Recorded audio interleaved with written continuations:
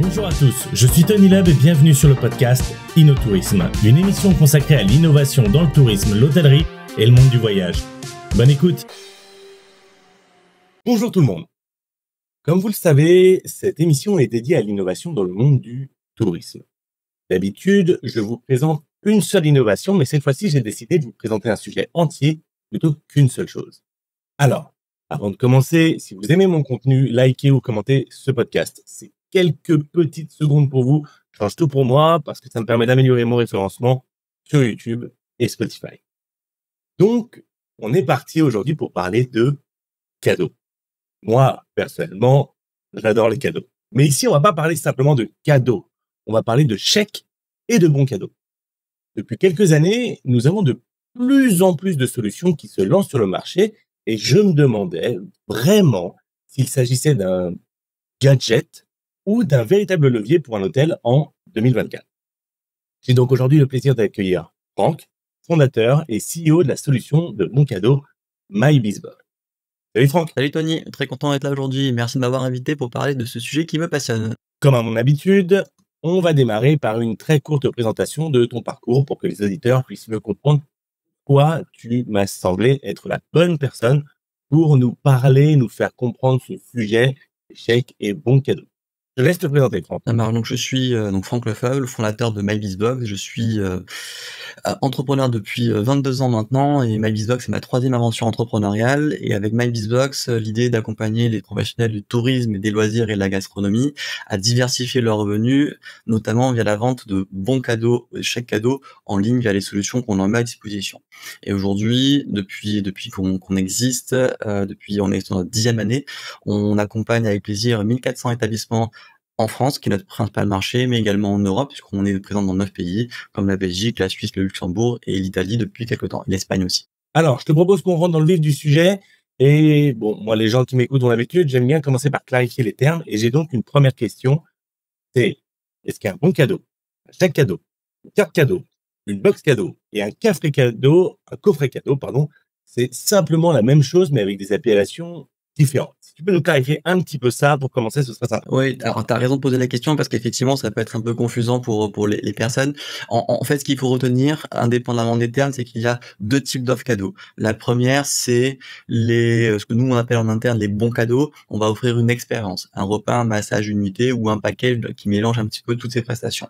Le deuxième type d'offre, ça va être les cadeaux de type monétaire où on offre un montant 50, 100, 200 euros. En interne, on appelle ça un chèque cadeau. Mais au final, voilà, on est sur le même principe où avec un acheteur qui offre un cadeau à un bénéficiaire avec ces différentes, soit on offre une expérience, soit on offre un montant. Ok, bien, ça clarifie bien le sujet.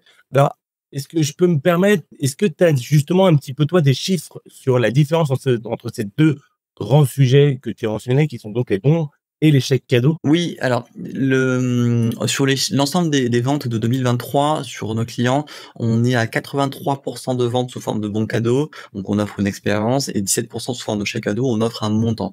C'est assez caractéristique au final, parce que par exemple, si tu fais un cadeau à tes parents, tu vas leur offrir un livre. Si tu veux faire un paquet cadeau, la première chose que tu vas faire, c'est cacher le prix. Et en fait, on va retrouver cette logique qui peut expliquer cette différence entre les bons cadeaux et les chèques cadeaux, puisque quand tu offres un bon cadeau, tu vas avoir un PDF avec marqué bon pour une expérience. Quand tu offres un chèque cadeau, tu vas avoir chèque cadeau de 300, 400, 500 euros.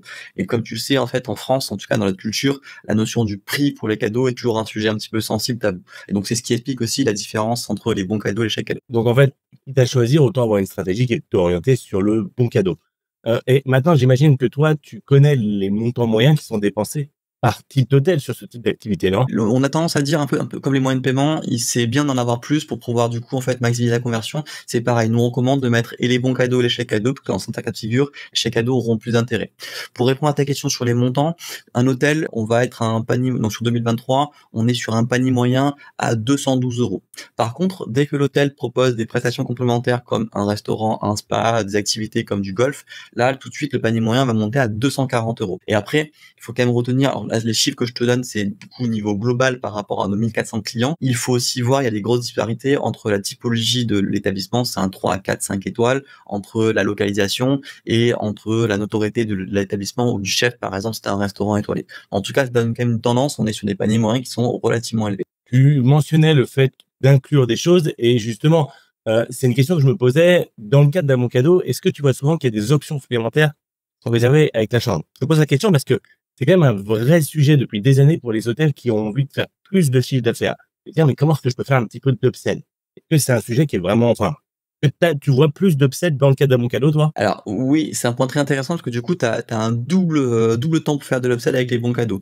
On constate sur, l'achat d'un bon cadeau, on propose en fait à l'acheteur de rajouter des options. Par exemple, sur une nuitée, il va pouvoir rajouter le restaurant ou le spa. Sur le repas, il va pouvoir rajouter l'accord mets et vins ou la coupe de champagne.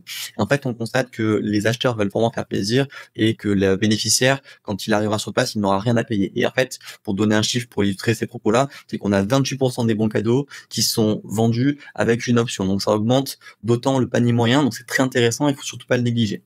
Le deuxième aspect positif en termes d'upsell, c'est que la personne qui vient sur place, donc le bénéficiaire, en général, il a rien payé.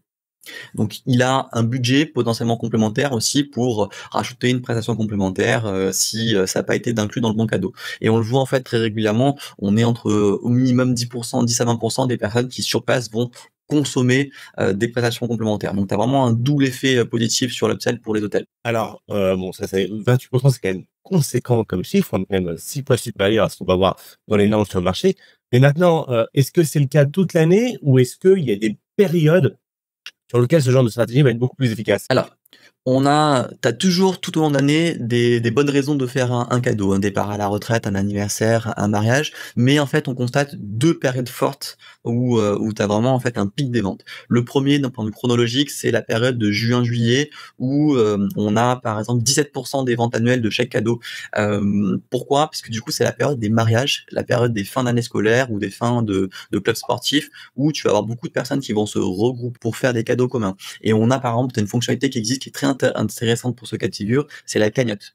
Donc Casse une cagnotte, pour ceux qui sont pas communs avec ce type de prestation, c'est un pot commun où chacun met ce qu'il veut en termes de participation et à la fin, l'ensemble des fonds collectés se transforme en chèque cadeau. Donc typiquement, la période de juin-juillet est la période idéale pour mettre en avant les offres sous forme de cadeaux groupés. D'accord. Et alors, attends, juste pour revenir, avant que tu continues là-dessus, sur la cagnotte, c'est quoi les chiffres les plus délirants que tu vus sur des cagnottes comme ça, sur des clients à toi? Ah ouais, effectivement, j'ai 2 chiffres à te partager par rapport à ça. Le premier, c'est en termes de montant de participation et il a été dépassé en fait en juin 2022 avec un total de 3 150 €. Donc ça à mettre en relation avec les 212 € présentés tout à l'heure sur le panier moyen. Donc tu vois, en fait, il y a un effet quand même ultra positif sur l'augmentation des ventes. Et le deuxième report que je peux te partager, c'est le nombre de participants. La cagnotte avec le plus de participants, elle est avec 52 personnes. Et donc pour l'hôtel, ce qui est super intéressant, c'est que ces personnes-là vont être en contact avec l'hôtel, les prestations et potentiellement, c'est des personnes qui vont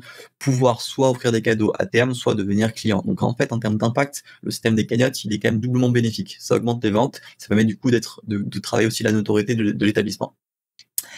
Pour revenir sur les moments clés de l'année, parce que j'ai quand même, on a parlé de la saison des mariages, mais saison la plus importante qui est la saison de Noël, pour le coup, où en novembre-décembre, on a 40% des ventes annuelles qui sont regroupées cette période de l'année. Donc c'est vraiment en fait la période à ne pas rater pour les bons cadeaux. Et si je vais encore plus finement sur cette période-là, les 7 jours avant Noël, donc du 18 au 24 décembre, ça représente 19% des ventes annuelles. Donc en 7 jours, on fait quasiment 1/5 des ventes annuelles de bons et chèques cadeaux. Donc c'est vraiment la période à ne pas rater pour un hôtel qui veut capitaliser sur ce levier des boutiques cadeaux. Ah oui, 19% quand même, c'est pas rien du tout. Mais alors, bon, là, tu m'as donné des périodes, mais j'imagine que tu dois avoir au milieu de ces périodes des jours qui sortent un petit peu du lot. J'imagine, par exemple, le Black Friday, mais est-ce que tu en as d'autres comme ça où c'est vraiment, tu sens que sur des journées précises, tu as des explosions de ventes? Oui, t'as quelques dates clés comme ça qui ressortent clairement du lot. Tu as donc par ordre chronologique, tu as la Saint-Valentin, donc le 14 février. Ensuite, tu as la fête des mères et la fête des pères, qui sont des bons leviers de vente. Tu as, comme tu l'as dit, le Black Friday. Et c'est intéressant pour le Black Friday parce que du coup, ça marque le début des ventes de fin d'année. On le voit après, tu as vraiment un avant, un après, et c'est assez impressionnant. Et par contre, le pic absolu de l'année, chaque année, c'est toujours pareil, c'est le 24 décembre. Donc 24 décembre, donc la veille de Noël, donc juste sur une journée, ça représente 4% des ventes annuelles. une journée, en fait, c'est la journée, en fait, de toutes les émotions pour tous les établissements parce que du coup, tu vois des ventes, un peu tomber et il faut vraiment être prêt à ce moment-là. Ouais, donc c'est pour ceux qui ont pas anticipé Noël. Je les connais Exactement. bien ceux-là. Bon allez, j'ai envie de te challenge un peu, puis tu sais que j'adore les chiffres. Est-ce que tu serais capable, bon, si tu pas les chiffres, hein, mais d'affiner ce que tu m'as dit avec carrément des pics par heure ou par tranche d'horaire dans la journée? Alors oui, je peux te donner des chiffres en fait. Si on sépare la journée en quatre parties, la première partie de minuit à 6 heures du matin, il y a très peu de ventes. On est à 2% des ventes en général. Ensuite, la matinée de 6 heures à midi, on est à 26% des transactions qui sont faites à ce moment-là. Ensuite, donc la période la plus prolifique en termes de vente de cadeaux, donc entre midi et 18 heures, on est à 41%. Et en fait, la dernière partie de la journée de 18 heures à minuit, on est à 31%.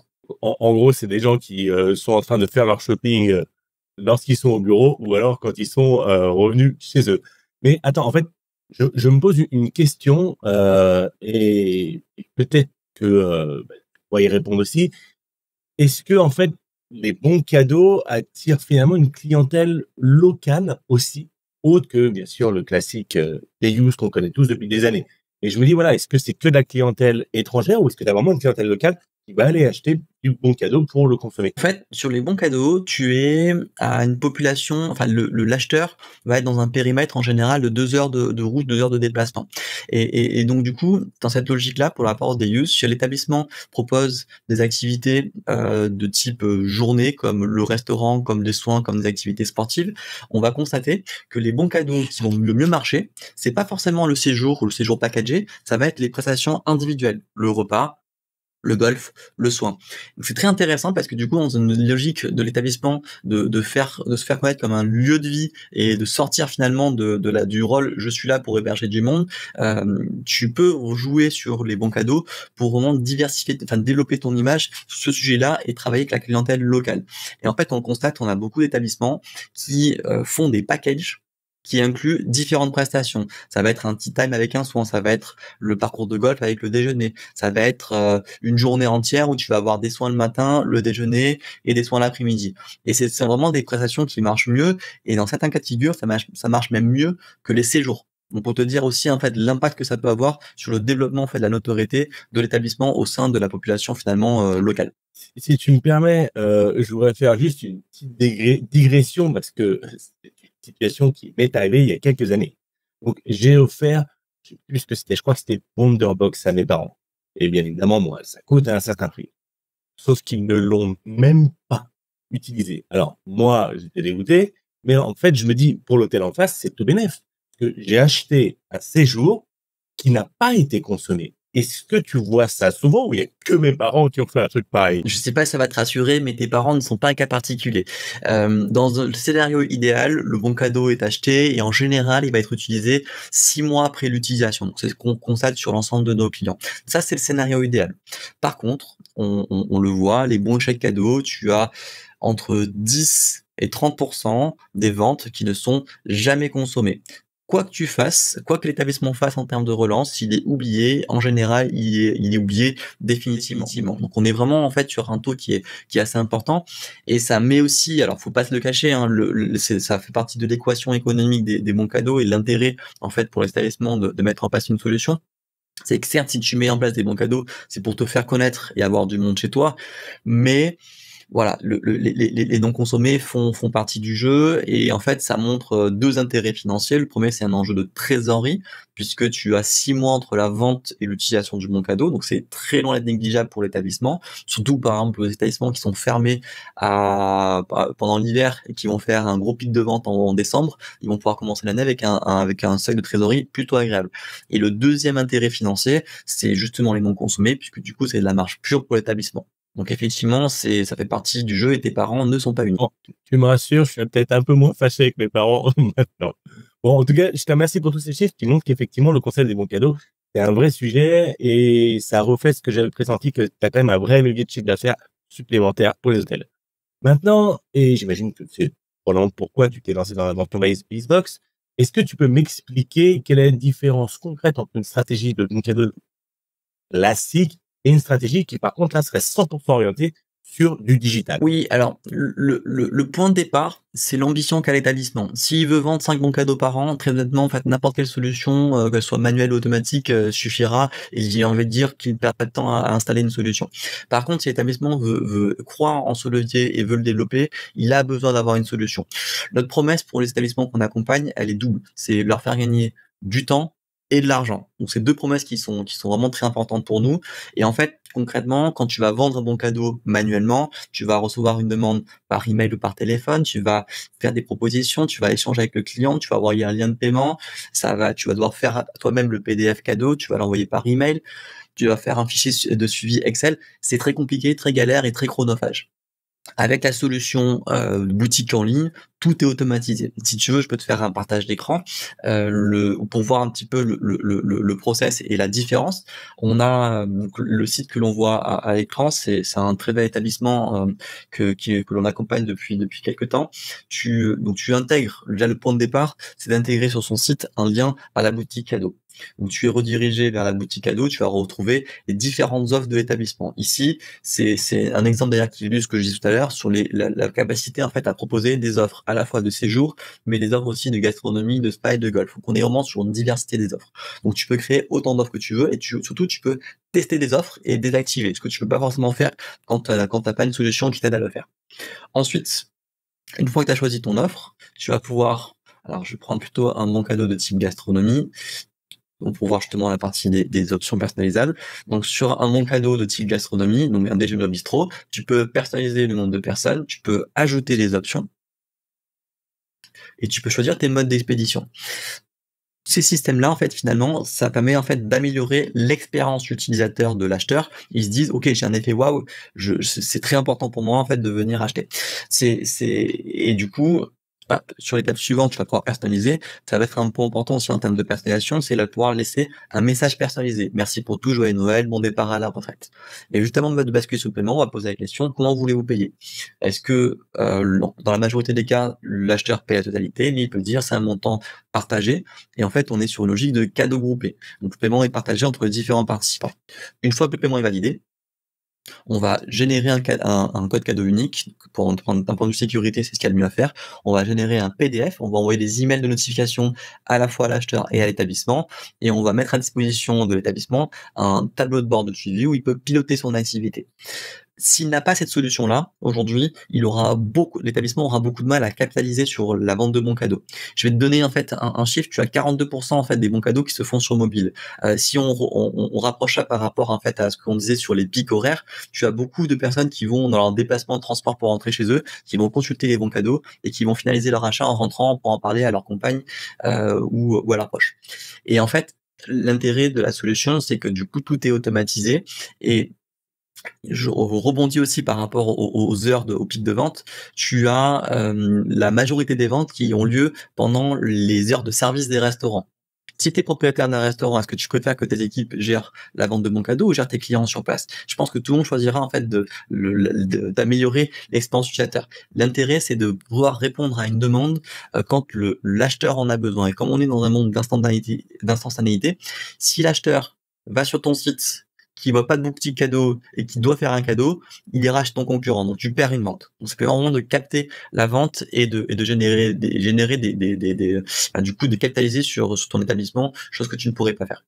Donc on est vraiment pour résumer, c'est gain de temps, gain d'argent grâce à l'automatisation et l'accessibilité de la boutique.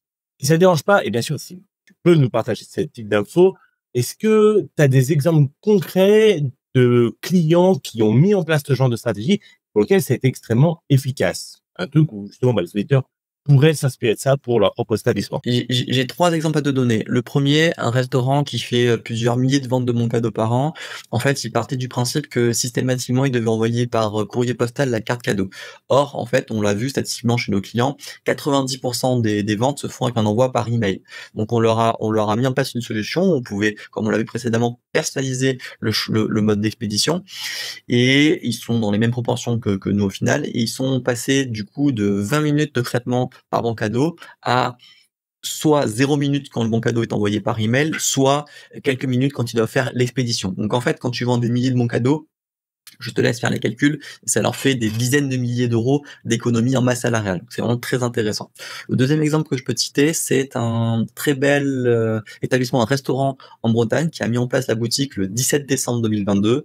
Sur les quelques jours qui restaient en décembre, donc heureusement pour eux, ils étaient là juste sur le pic annuel des ventes. Ils ont fait 165 ventes sur la fin du mois de décembre, à comparer à la centaine de ventes qu'ils avaient fait sur l'ensemble de l'année 2021.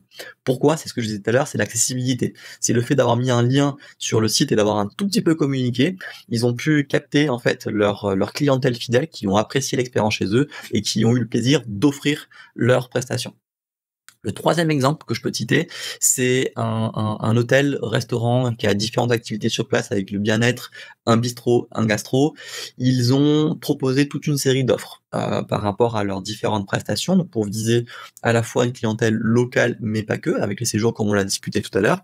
Et en fait, ce qui est très intéressant, très intelligent de leur part, c'est qu'ils se servent des bons cadeaux, ils incluent dans leur stratégie globale de communication. Ils ont toute une série de temps forts par rapport à leurs actions qu'ils ont l'habitude de faire, mais en plus, ils vont rajouter les temps clés des bons cadeaux, comme on l'a vu, la Saint-Valentin, fête des pères, fête des mères, avec des offres spéciales et une communication spéciale, et éventuellement, dans certains cas de figure, des codes promo. Typiquement, Black Friday, ils ont fait une super opération l'année dernière, et ils ont explosé leurs ventes. Ils ont vraiment fait des chiffres très intéressants, du coup, en utilisant le canal de commercialisation des bons cadeaux pour communiquer différemment sur leur établissement.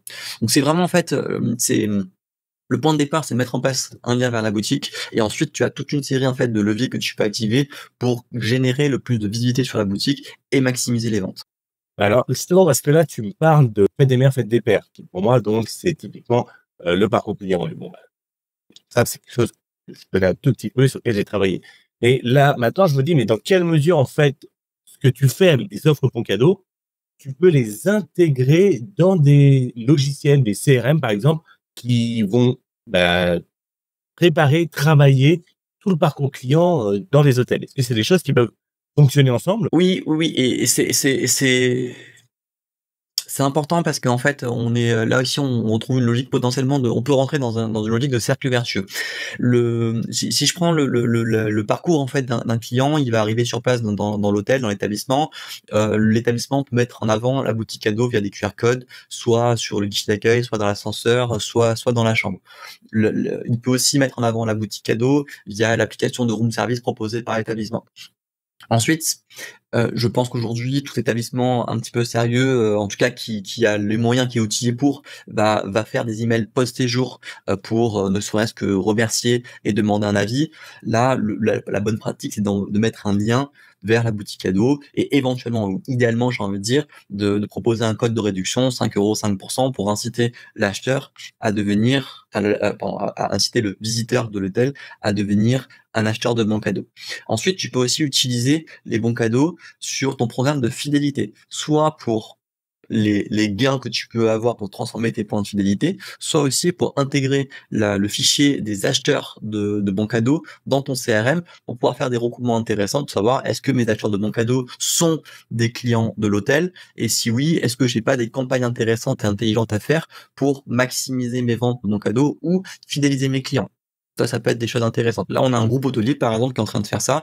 Ils vont offrir des chèques cadeaux à tous leurs clients qui restent 2, 3, 4, 5 nuits. Donc ils utilisent en fait la boutique cadeau qu'on leur met à disposition dans leur logique complète de fidélisation.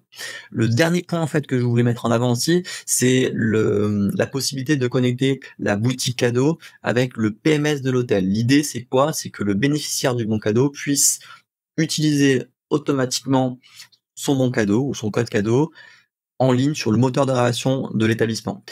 Plus de communication avec l'établissement, en tout cas pas pour ça, et du coup ça libère du temps pour tout le monde, et ça permet en fait aussi à l'établissement de proposer une meilleure expérience pour l'utilisation du bon cadeau. C'est en fait, si l'expérience est réussie, le bénéficiaire pourra devenir soit un client régulier de l'établissement, soit lui-même un acheteur des bons cadeaux. Donc c'est pour ça en fait, la question est ultra intéressante, et c'est vraiment ce qu'on veut développer sur Navisbox, c'est d'introduire, de mettre en place la boutique cadeau dans la stratégie globale de l'établissement. Merci pour ça. Je voudrais juste revenir sur un tout petit point que tu as rapidement mentionné là. Tu as parlé d'un groupe qui était en train de mettre en place ce genre de choses. De mon expérience, et j'ai travaillé avec plein de groupes hôteliers en France, chaque fois qu'ils veulent mettre en place quelque chose, plus le groupe est grand, plus ça devient une complexité organisationnelle absolument infernale. Et j'ai cru comprendre en échangeant avec tes équipes que tu avais déjà commencé à travailler sur des solutions pour ce type de problématique, je ne me trompe pas? Oui, effectivement, et c'était je pense la thématique où on a le plus investi en 2023, donc à comment accompagner les groupes et les réseaux. En fait, quand tu es une boutique individuelle pour un établissement, c'est relativement simple en termes de création d'offres et de flux financiers, puisque tu as une seule structure qui va encaisser l'argent et réaliser la prestation. Dans le cadre d'un groupe, c'est différent. Tu as une structure qui vend et une structure qui encaisse. Et ce qui est compliqué, c'est de gérer des offres cohérentes entre l'ensemble des établissements du groupe ou du réseau et de gérer les flux financiers.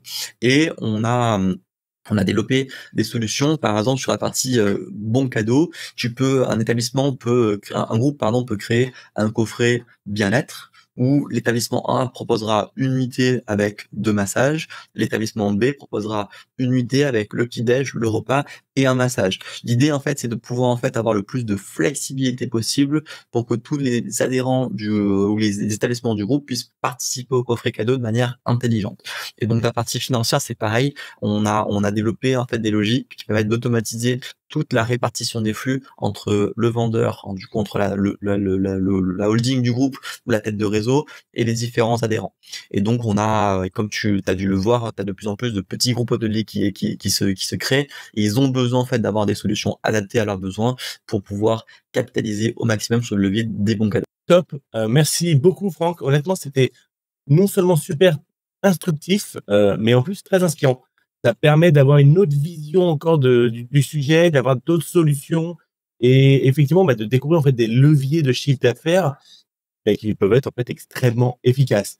Alors maintenant, bien évidemment, si jamais il y a des gens qui veulent te contacter pour échanger sur le sujet ou pourquoi pas, et honnêtement, après ça, je leur conseille à 100%, mettre en place une stratégie digitale de cadeau. Comment est-ce qu'ils devraient faire pour te contacter? Alors déjà, qu'ils n'hésitent pas à nous contacter, parce que dans l'équipe, on est 25, on est passionnés de cadeaux.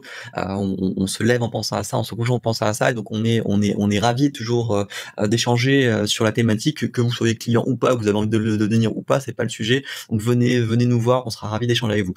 3 solutions pour nous contacter: soit vous allez directement sur le site mypeacebox.com et vous avez un formulaire de démonstration. D'ailleurs, vous avez aussi à vous mettre à disposition toute une série de contenus utiles, des to-do list, des livres blancs pour vous aider, en fait, à mieux comprendre et appréhender et à exploiter le levier des bons cadeaux. Deuxième solution pour nous contacter, vous pouvez nous envoyer un email à contact@mypeacebox.com. Et sinon, ceux qui ont prévu de venir au salon FHT à Paris, on aura un stand C51 les 3 à 4 avril prochains. Donc on sera ravis de vous accueillir. Eh ben, parfait. Franck, je te remercie. C'était un épisode très différent de ce que j'ai l'habitude de faire, mais j'ai adoré. Et vraiment, voilà, t'avais des bonnes insights, des bons chiffres. C'était super. Pour tous ceux qui nous ont regardés ou qui nous ont écoutés, j'espère que ce format légèrement différent vous aura plu. Et si c'est le cas, faites-le moi savoir en likant et en partageant cette vidéo. Je vous dis à tous, à très bientôt. Merci Tony. Merci d'avoir écouté cet épisode d'InnoTourisme. Si vous souhaitez participer à cette émission, contactez-moi sur mon site tonyloc.com. À très bientôt.